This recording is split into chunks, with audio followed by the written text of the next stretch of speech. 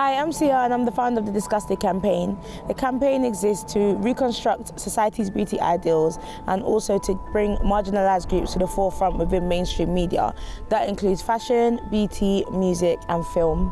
I feel like the campaign is really important because it doesn't just impact us as a team, but it impacts every single person that comes into contact with the campaign. So whether that's through an event or through a workshop, it impacts them positively. It gives them representation, which empowers them to feel like they could do it if they see somebody else doing it. So I feel like it's almost a life-changing moment every time they come in contact with the campaign.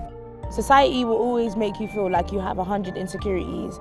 It's projected on you every day through film, through social media, through fashion. You'll feel like you don't identify with anyone that you see in the public eye, and automatically you start to feel like you are inadequate.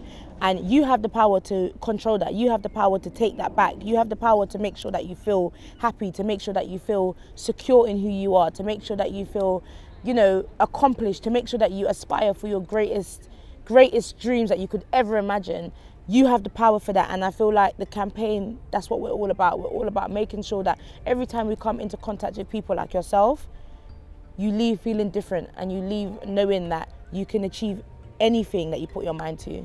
For a long time, I was really unhappy about the entertainment industry and the way in which it was going, the way females were being projected, the aesthetically beautiful women were being projected, and I felt like there was a whole group of women, such as myself, that felt that they weren't being represented, and when they were being represented, were being misrepresented, and it just aggravated me, and I didn't do anything about it because I felt like I didn't have the power to.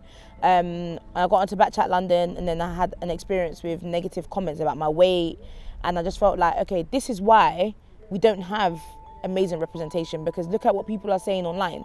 Look at the horrible things that they're saying about people who are plus size, or about people who are 4 foot, or people who are disabled, or people who are amputees. It was just so horrid to me, and I felt like I needed to start something to make this group of people, or these groups of people, feel included and feel like they could still achieve within these different industries.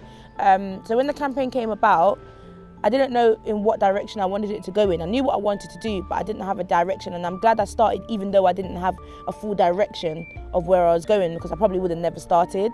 So I started the campaign, and it just went from height to height, and people really resonated with the campaign. So I feel like even if you don't know where you're going initially, just start, because you will find your way. A lot of us have been through different situations and circumstances in our lives.